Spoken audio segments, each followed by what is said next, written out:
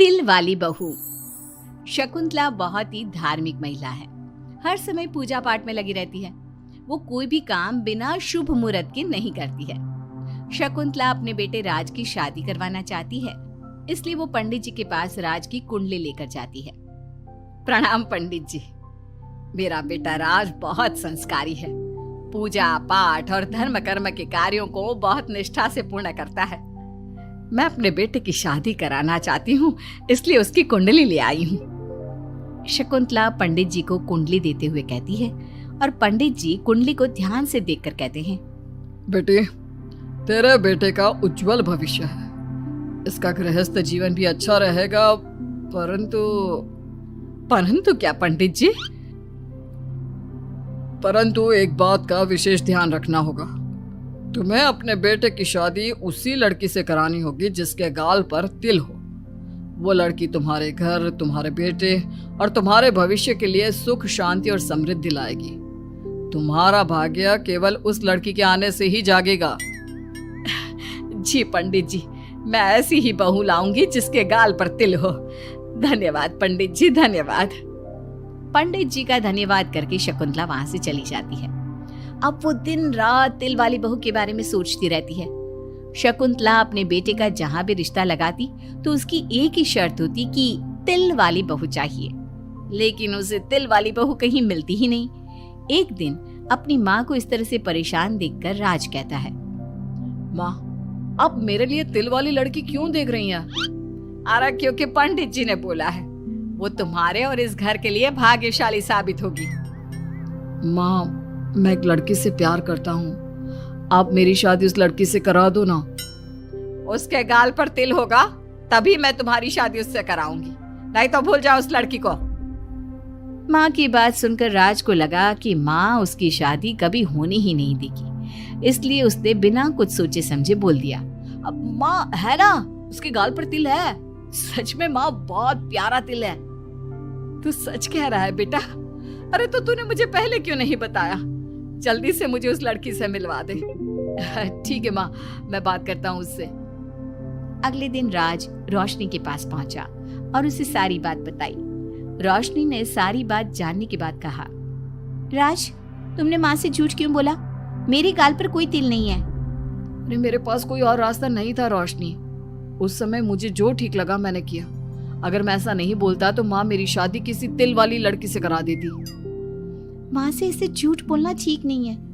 माँ को कोई तिल वाली लड़की मिलती ही नहीं, तो माँ अपने आप तुम्हारी शादी मुझसे कराने के लिए तैयार हो जाती।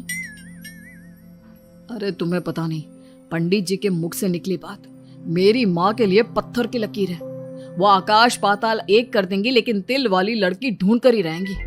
जो भी हो राज, लेकिन माँ को जब कभी सच्चाई का पता चलेगा तो उन्हें बहुत दुख होगा।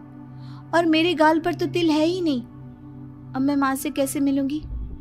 तुम अपने गाल पर काजल से एक तिल बना लो ना, बाकी मैं संभाल लूंगा। अगले दिन रोशनी ने ऐसा ही किया। उसने काजल से गाल पर एक तिल बना लिया। इसके बाद राज ने रोशनी को अपनी माँ से मिलवाया, और जब शकुंतला ने रोशनी को ध्यान से देखा तो उसके गाल का तिल देखकर बहुत खुश हो गई और दोनों का रिश्ता पक्का कर दिया। कुछ ही दिनों में शकुंतला ने राज और रोशनी की शादी बहुत धूमधाम से करा दी। बहू, राज, जल्दी बाहर आओ, एक खुशखबरी है। रोशनी और राज बाहर आते हैं। राज, देखा, मेरी बहू के भाग्य से घर में खुशी आने लगी। जिस जमीन का केस हम पिछले 10 साल से लड़ रहे थे ना, वो केस अब खत्म हो गया है। अभी अभी वकील साहब का फोन आया है, वो केस हम जीत गए हैं। माँ, ये तो बहुत अच्छी खबर है।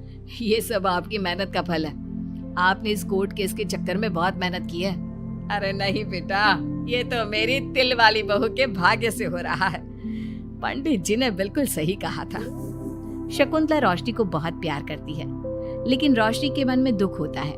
वो सोचती है, माँ मेरे झूठ को सच समझ रही है। अगर माँ को ये पता चल गया कि ये तिल नहीं काजल है तो उन्हें कितना दुख होगा। मैं आज ही राज से बात करूंगी कि वो माँ को सारी सच्चाई बता दे। शाम को राज घर आता है तो रोशनी राज से कहती है, राज, हमें माँ को सारी सच्चाई बता देनी चाहिए। घर में कुछ भी अच्छा होता है तो माँ को लगता है कि सब मेरे गाल के तिल की वजह से हो रहा है। तुम्हारे गाल की तिल की वजह से कुछ नहीं हो रहा। लेकिन हाँ, तुम्हारी वजह से हो रहा है। तुम इस घर में लक्ष्मी का रूप लेकर आई हो। सब बात ठीक है राज, लेकिन मैं माँ से और झूठ नहीं बोल सकती। मैं कल ही उन्हें सब कुछ सच सच बता दूंगी। नहीं रोशनी, अभी हम कुछ नहीं बता सकते। अभी हमारी शादी को ज्यादा दिन भी नहीं हुए। तुम माँ के दिल में अपने लिए थोड़ी और जगह बना लो, उसके बाद में पक्का मैं ही माँ को सब कुछ बता दूंगा। इस तरह से दिन गुजरने लगते हैं और शकुंतला के घर में खुशियों का आना लगा रहता है। शकुंतला अपनी बहू से बहुत प्यार करने लगी थी। एक दिन शकुंतला रोशनी के कमरे में गई। बहू, ओ बहू, कहाँ है तू? माँ मैं बाथरूम में हूँ, नहा रही हूँ। अरे देख तो मैं तेरे लिए क्या लाई हूँ, जल्दी बाहर आ। अब मैं क्या करूँ? मेरे पास तो काजल भी नहीं है, अब चेहरे पर क्या लगाऊं? राज तुमने अच्छा फंसाया मुझे। माँ आप अपने कमरे में जाइए, मुझे नहाने में थोड़ा टाइम लगेगा। मैं खुद आपके कमरे में आ जाऊंगी। नहीं बहू, तू जल्दी से निकल कर आ, मैं यहीं बैठी हूँ तेरे कमरे में।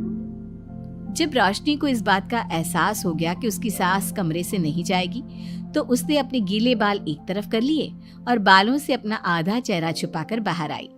बहू नहा ली तुम? देखो मैं तुम्हारे लिए नई साड़ी और गहने लाई हूँ। आज शाम को बहुत मेहमान आ रहे हैं, मैं तुम्हें सबसे मिलवाऊंगी। मेहमान किस लिए आ रहे हैं माँ? अरे तुम्हें राज ने बताया नहीं बहू? हमारी कंपनी इस साल नंबर 1 की पोजीशन पर पहुंच गई है और ये सब तेरी वजह से हुआ है। चलो मैं चलती हूँ, मुझे शाम की बहुत सारी तैयारी भी तो करनी है। जब शकुंतला रोशनी के कमरे से चली गई, तब उसकी जान में जान आई। शाम को पार्टी में बहुत बड़े बड़े लोग आए थे। शकुंतला ने अपनी बहू को सबसे मिलवाया और उसकी खूब तारीफ की। पार्टी में सब लोग शकुंतला के सक्सेस का राज पूछ रहे थे, तो शकुंतला अपनी बहू और उसके दिल की तारीफ कर रही थी। एक दिन शकुंतला अपने बहू बेटी के साथ घूमने गई। आज हम घूमने आए हैं तो देखो मौसम भी कितना प्यारा हो गया है, लगता है बारिश आने वाली है। शकुंतला के इतना कहते ही जोरों की बारिश शुरू हो गई। रोशनी और राज कुछ सोच पाते इससे पहले ही रोशनी के गाल पर काजल का तिल बह गया और शकुंतला ने ये सब देख लिया। अब शकुंतला के गुस्से की कोई हद ना रही। तुमने मुझसे झूठ बोला? तेरी इतनी हिम्मत! कल वही मैंने तुझे इतना प्यार किया, तुझे अपने बेटे से ज्यादा ममता दी और तूने मेरे साथ विश्वासघात किया। मैं तुझे कभी माफ नहीं करूंगी। माँ, इसमें रोशनी की कोई गलती नहीं है। मैंने ही कहा था इसे ऐसा करने के लिए। रोशनी ने कई बार आपको सच्चाई बताने की कोशिश की, लेकिन मैंने हर बार उसे रोक दिया। क्या तूने कहा था? क्यों किया तूने ऐसा? कितना बुरा दिन था वो जब मैंने तुम दोनों की शादी करवाई और तुझे शर्म नहीं आई अपनी माँ को धोखा देते हुए? तो माँ मैं और क्या करता? अब तो पीछे ही पड़ गई थी तिल वाली बहू के। आपको कोई लड़की भी तो नहीं मिल रही थी और मैं रोशनी को बहुत प्यार करता हूँ, उसके बिना नहीं रह सकता। हाँ, तो अब इसी के पास रहे। मैं तुम दोनों की शक्ल नहीं देखना चाहती। ले जा इस झूठी और मनहूस लड़की को मेरे सामने से। माँ, कल तक तो रोशनी बहुत भाग्यवान थी, आज ये मनहूस हो गई। अपनी सोच बदलो माँ, चेहरे के ऊपर तिल होने से कुछ नहीं होता। आपने देखा नहीं, रोशनी के घर आते ही हमारे सारे काम पूरे हो गए। आज हमारी कंपनी नंबर 1 है। अब कब अंधविश्वास करना छोड़ोगी? बेटे की इतना समझाने पर माँ को समझ में आ जाता है कि वो गलती कर रही है। शकुंतला अपनी बहू बेटी को लेकर घर आ जाती है। अगले दिन शकुंतला रोशनी के गाल पर काजल से एक तिल बना देती है। राज और रोशनी शकुंतला को बहुत हैरानी से देखते हैं। तब वो कहती है, ऐसे क्या देख रहे हो तुम दोनों? ये तिल नहीं, काला टीका है, ताकि मेरी बहू को किसी की नजर ना लगे। शकुंतला की बात सुनकर सब हंसने लगते हैं।